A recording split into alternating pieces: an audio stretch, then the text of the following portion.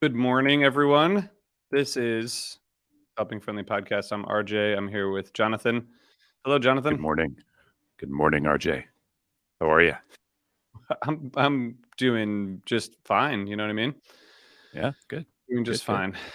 Um, Today I'm about to leave for a road trip with my family. Brian is about to leave on a road trip with his family, with his child. Megan is doing stuff, maybe sleeping, maybe not, and we are here.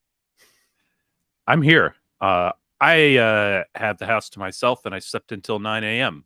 That's So pretty that's just amazing. like your life, right? Yep, pretty much. That's pretty much what happens. Um, Jonathan, how was your concert the other night that you played? Thank you for asking. It was good. It was good.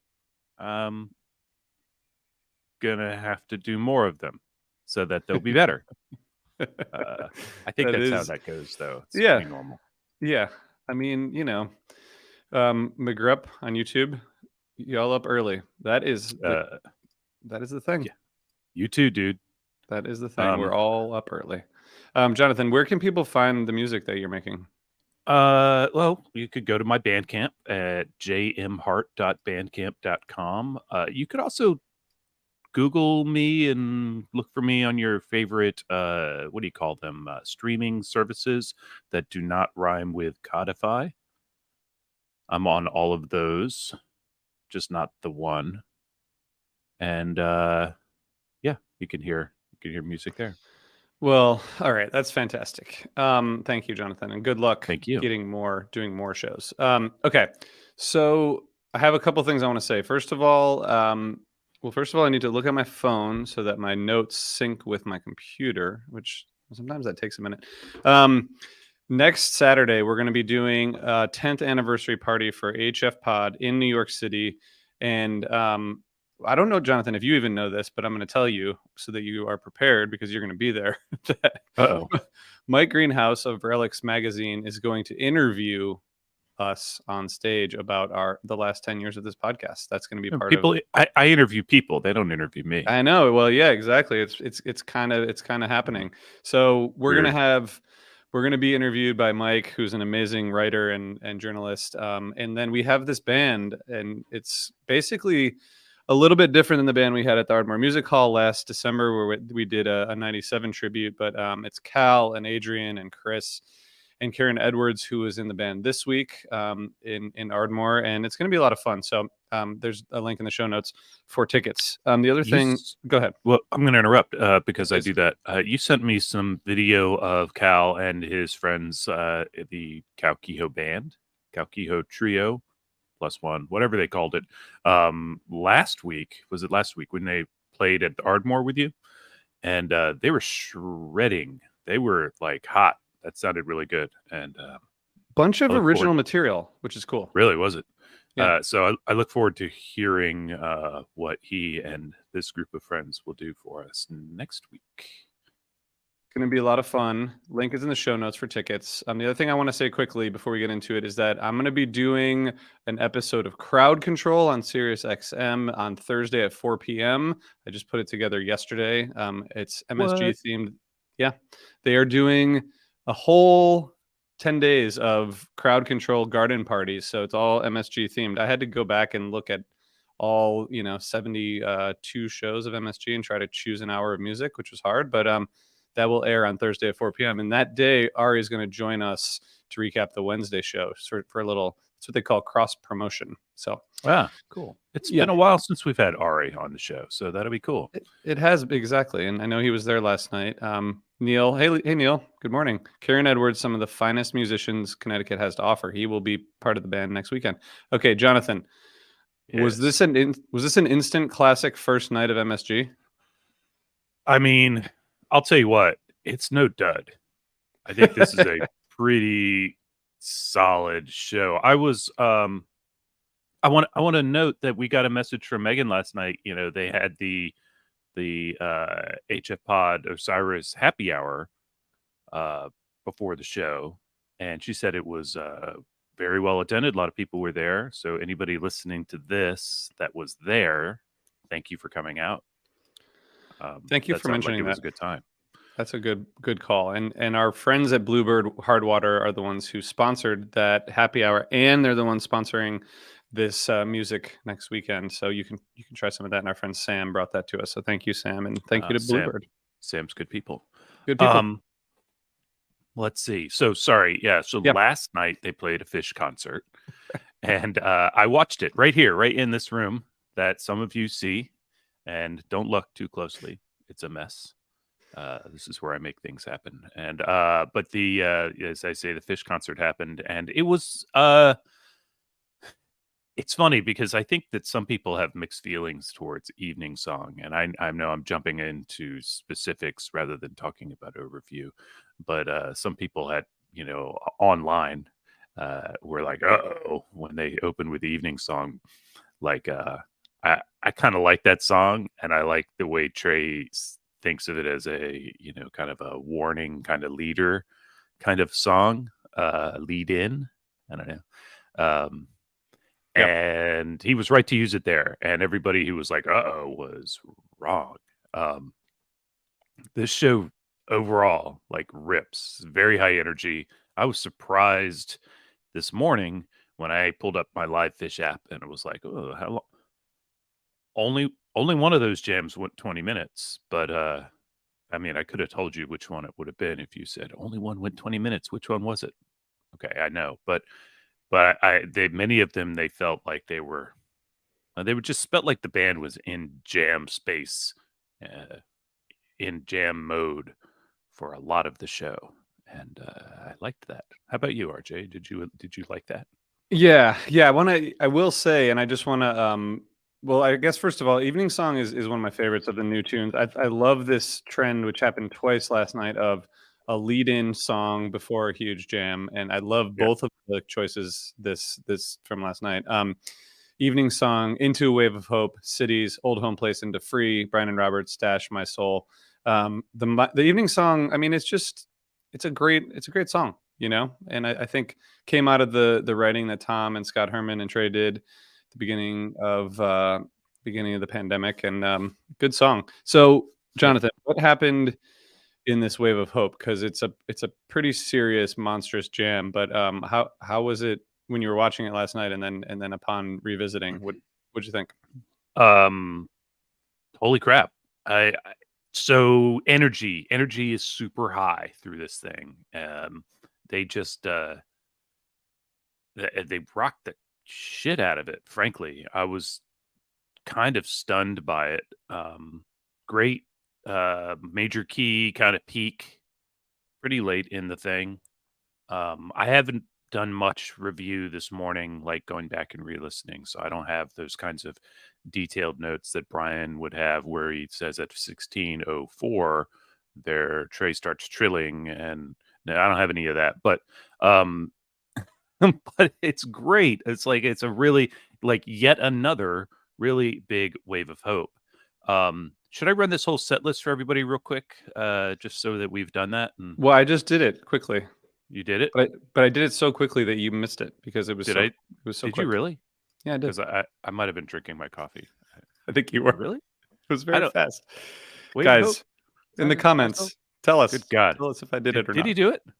I don't know. I'm so. Go just do it again for yourself so that we're all I've on been the up same for page. 43 minutes, man. I'm super on task today. Uh, I just really want to talk about a couple other songs in the set. Can I just do that, or do you want to tell me about Yeah. this wave of hope for you?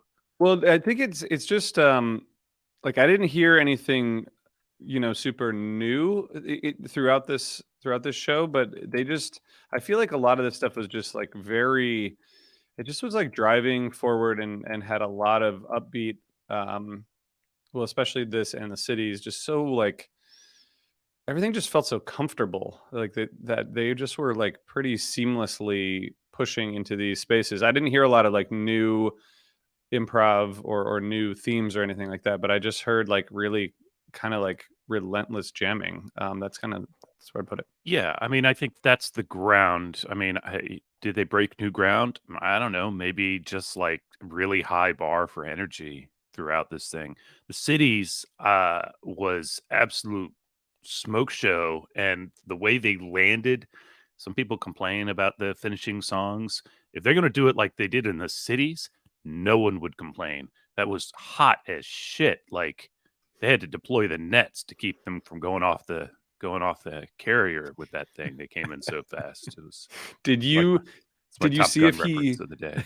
thank you. Did he do the talkback mic to get back into that song? Do you know? I know he's been using it a lot, but it He seems like no, the no, there's no, I wasn't I don't watch that closely. yeah. I'm not gonna lie. I would probably pay for audio streams if they did like Yeah, high quality audio streams because that's fair. I do crosswords, uh, Yeah. read the Uh, paper. But I'm listening, and yeah, the when they were just at breakneck speed, and suddenly he's like cities, and it was not jarring. It was perfect. It was it perfect, was it and was it was pretty perfect. Um, god can, damn, can it I was ask you so another hot. question, Jonathan? You can ask. The old home plays free. Um, Trey made a joke about the theme, but but they Well, but they did feel at home. So was there a theme? yes and no. So, like, apparently, Fish.net picked up that Trey changed lyric on cities to say "find the best city to live in," and I know Dave Steinberg was on Setlist Duty last night, and so I know he's a very careful listener, and he got that in there, and then yeah, so Trey calls cities in his little microphone, and Mike Gordon objected or something, and Trey felt the need to justify it to Mike. Like, I mean, I guess Mike has to sing it, so you got to convince him, right? But he was like, "Well, it's like thematic with the last song," and I think that's all. He was just like saying they went together because they're singing about home and Trey's home. But of course, I was ecstatic because I heard those first couple notes and I knew that we were getting some bluegrass. And I love Old Home Place, not just because it mentions Charlottesville, which is just down yonder, as we Yeah, say in Virginia.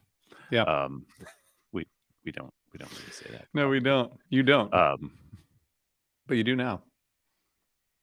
and to answer Brian's question on in the chat, when I say I didn't hear anything new, did I mean in general or compared to the rest of the tour? Oh, he says it to you, RJ. He Yeah, mentions I you, meant compared to the rest of the tour. Like and I I think I agree.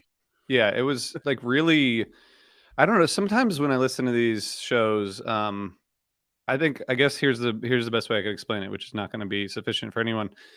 Sometimes when I listen to these shows, I'm like taken aback by things I hear, and I'm like, wait, what was that? And then sometimes Yeah. when I listen to shows, the 20 minutes just speeds by, and I'm like, oh wow, that was like a 20-minute jam.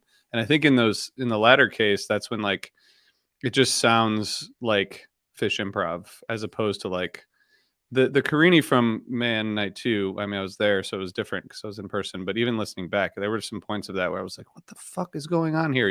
Which I think is a slightly different experience than a like you speed through and then you're like, "Oh, that was cool. That was a great jam." So I think that's my explanation. I don't know how you feel about it.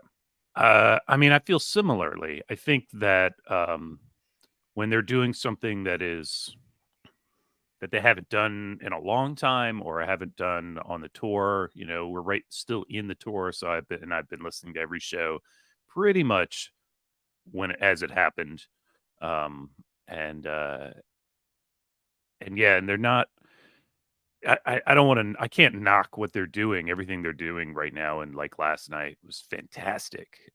They've been honing some sounds and like this thing you've talked about it a bit where they're not Trey's not relying on all of his wacky effects. He's still using them, but he's not like just building up these weird bubbles around himself with his synth effects and stuff. Instead, it's all much better integrated. Um, but it's not always like that too. We got other bits that get a little weird or stand out. I thought the free was rocking. I love the touchdown in Brian and Robert, and like Stash was kind of like a perfect spring 94 Stash. It was kind of like that. It was, dissonant and pushing at the tension, but it didn't fly off the rails like say Split Open and Melt did. Um, but it was very satisfying. Yeah. And then your favorite, My Soul, ripped. Thank God they played that. Look, you know what? I understand why people don't love My Soul. Like I do. It's not. It's the most ironic song in the catalog because it's singing about soul and it doesn't deploy a lot of soul, but it's still a good rock shred opportunity and a good way to end a set for 5 minutes. It reminds me of the first night of the Man when they ended the first set with that 46 Days. Again, another song that I can take or leave. But it's almost like, instead of like Cavern or Character Zero or something that, but I think this set list. We wouldn't want them to keep playing the exact same set closers every night anyways. So they mix it up, and sometimes you win, sometimes you win less. I think Brian from Attendance Bias is right. Us 97 fans still have My Soul PTSD. I think I first saw it at Deer Creek 97, and then a lot after that. I was barely at shows in 97 because I was raising a child, and so I went to the Great Went where I could only get one. I don't like talking about you going to the Great Went. I think they played it at Cap Center 1228. Remember it from there. No, but because that was a good concert. So Jonathan, set 2. I do want to say before we get into set 2, I think this set list, and I think a couple of the comments in the chat are like, this is insanely re-listenable. I've seen that comment a couple times on the internet today. I don't disagree. Like really good construction. The second set, like I like the Home Place, Free, Brian and Robert, great, Cool Off, and then Stash, My Soul. Like it was really good, like good ebbs and flows of the set. And then set 2, you get more into Ruby Waves, into Plasma, into Simple, into Mountains in the Mist, and then Split Open and Melt. 6 songs, second set, and Good Times, Bad Times, encore. This I love. I love More. I think it's a great song, and I think I'm gonna keep getting people telling me that I'm so wrong, but that's okay. I don't mind. It's fine. But into Ruby Waves, I'm really into this. Ruby Waves is like batting 1,000, which I know you're not a sports person, but you know what that means. That's a good thing, right? It's a good thing, yes. I don't understand. Shouldn't it be batting like 10,000 by now? Yes, that's the thing, right? Yes. I do understand that. What did you think of that Ruby Waves? I thought it was great. So my wife was actually watching with me at this point, which she doesn't usually do because she has things to do with her evening. But she does she approach the night with caution though? She absolutely. Okay. Which is why she doesn't sit and watch Fish all night long with me. I guess I don't know. Yeah. But she was watching with me, and first of all, she's like, "Oh, this is that Ruby Wave song." I was like, "Yes, it is." She said, "We like this, right?" I was like, "Yes, we do." And somewhere during this jam, which I thought was again really good, really strong, not new groundbreaking per se, but exploring excellent territory that I think has more room to explore. She was like, "How long's it been since I've gone to a Fish show?" And we worked out that it's been too long, and I think suddenly she's interested in seeing Fish again. So How about that? Wow, it's an accomplishment. Yeah, that's kind of a big deal. So More, Love It or Not, was extremely high energy to intro. Ruby Waves maintained that energy, and the drop, the seg into Plasma, was gorgeous and amazing. It was one of those where they're jamming and you find that Trey's playing Plasma over the Ruby Waves jam. Mm-hmm. Outstanding. And then everybody joined in. Suddenly we're playing Plasma. And then that had, I think, kind of the one of the groundbreakers of the night, if you will. Yeah. It was like it was spacey, but Fishman never relented. So it would never like completely roamed off a rhythmic or anything like that. But it was really what a cool jam. I can't wait to go back and spend some time with it. Yeah. I think the Ruby Waves, I mean, like a lot of these, what I heard last night at least, it's just like it's all very, it was very celebratory. You know, there was a lot of kind of just, I felt like a lot of, yeah, a lot of celebration. And I think I can't imagine. I know Megan was on the floor and said that the energy was just fantastic. And I think with the Wave of Hope, the cities, the Ruby Waves, they're all just like very upbeat and fun. That Plasma Jam, I was like, it's like sort of like Plinko style, but like more jazzy and like had a A little more weird, open. I feel yeah, like that more open. Plinko is just like very. Yeah, but it was like there's like They could some weird, almost all be playing timbales or something on right? some of Yeah, those old fair. Plinko Yeah, jams. it's This one just was a like little a more. little bit staccato-y, but like more in a jazz sense or something. But that's about the extent of my Okay, musical we'll description. take that. But it was really fun and like kind of in the middle of, you know, then they go into simple, which to me sounds like a long love letter that's like complicated and friendly, but also sort of contemplative. And it's a really kind of a relentless set at this point, you know, between the Ruby Waves, the Plasma, and the simple. It just like they just didn't stop. Yeah, they didn't, and it was this is the bit where when I looked back at my set list at the live fish timings this morning, I was like, really 16, 14, 14. It just felt like they spent s- so much time in these jam spaces that jam segments outside the songs that I just thought some of them would be longer on paper, but they were just pushing the energy and pushing the improv. I really feel like Trey is psyched to be home. You know, we were talking about my wife and I were talking about a variety of things at one point. She was like, "So what do you think the backstage is like?" I was, informing her, "Well, there isn't one anymore. People don't Yeah. go back and party. Trey is on the bus before most people have cleared the floor." Mhm. And she's Mhm. and then we agree. Well, maybe he's taking a car service, but Yeah, because he's home, he's I going to think so. bed, I think so. going to his own bed. He's in a Um, car fast. yes, and directly, Yep. and but that's not really the point here. I think it's just that he's just thrilled he's pumped to be home, and I feel like they all like playing Madison Square Garden. They, it's we talk about this way too much on this show, but it just kind of like even a regular show at MSG has a degree of event to it, and I think for the audience as well. And I think they lived up to that pretty well last night. Yeah.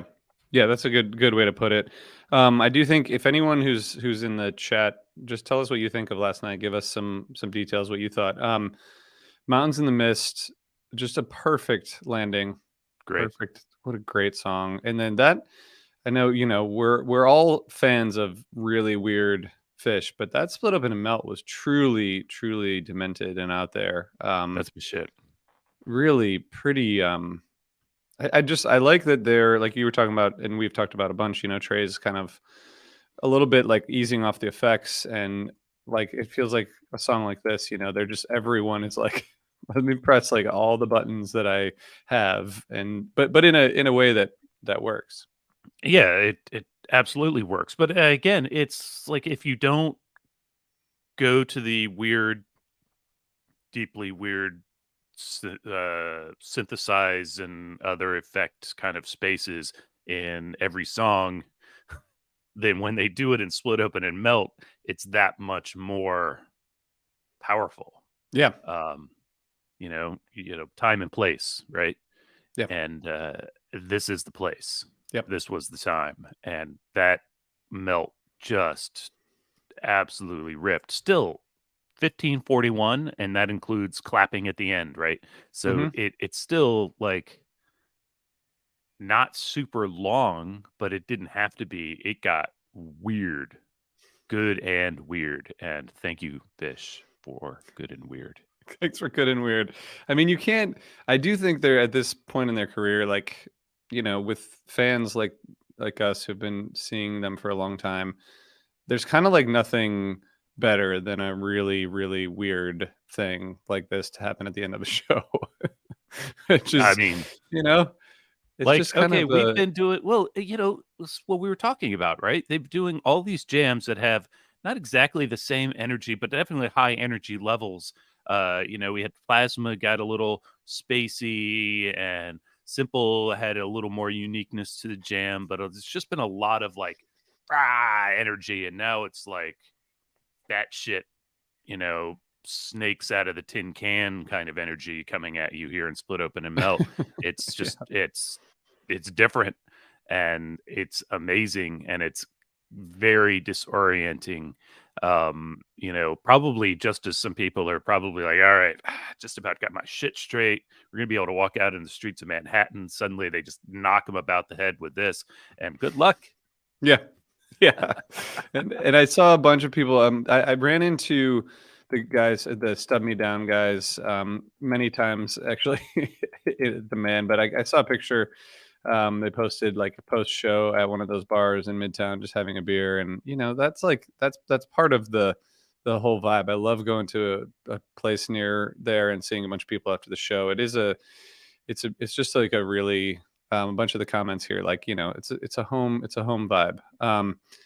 McGrupp said it like how you start with the evening song and then progresses and gets to Split Up and Melt, and that's kind of what you were saying, Jonathan. Like things Trey started to get warned weird, us. and then He like warned us. so I don't think they listen to the podcast. I don't think the band listens to the podcast every day or ever, but I do think that they're feeling. I feel like they're like it's not just that they're in MSG. I think they're happy with this tour. Like I feel like Yeah. and it's almost like taking a test or doing a big thing and then being done, and now they're in MSG, and it's like they accomplished a lot this tour, and now they're ready. I saw somewhere someone posted how if you go on Fishnet and you like look up tonight's show, you'll see just the framework, right? And if you go at like, for like an amphitheater show, if you go on to fish.net at 5 p.m., the framework's there and they might have some sound check songs in there. And yesterday evening before the show started, someone posted that for last night's show, and in the sound check it said Alabama, Georgia, South Carolina, and in Philadelphia. Yeah, So I thought that was pretty funny it to is. That suggest. was good. That was good. The band is warmed up now, and I think they played some great shows on the tour so far. They should be pleased with how things are going, Yeah. and they should just keep going after it because it's working right now. Neil said the Melt Jam was a really excellent punctuation on the show. You never forget getting punched in the face, and it colors your opinion of the whole show because it's such a loud It memory. does. I think that's Now, it, yeah, I especially guarantee when you're people there. in those bars after going, man, that shit was crazy. Yeah, Uh, yeah, when right, exactly. it's good. I am going to be. I'll be coming at you tomorrow from somewhere in Massachusetts, I think, as I make my way up to New Hampshire. So Undisclosed location. yeah, undisclosed. But I'm going to try to go to Treehouse tomorrow on my way to New Hampshire. I think that's it. I think we will see everybody back here tomorrow morning. We don't know what time because we don't do that kind of stuff. We'll tell you later. That's like planning. Yeah. I will be right here Yes. and ready to talk when Great. you guys are also. Okay. Thank you. Thanks everybody for watching this live early. I think maybe the early morning is good because people are adults and they're awake, and the people who went to the show aren't awake, but that's okay. No, we don't need them. They Just might need the be. people who Depends on watch. how their weekend rolls. All right. Thanks, everybody. We'll see you back here tomorrow. Thanks, Jonathan.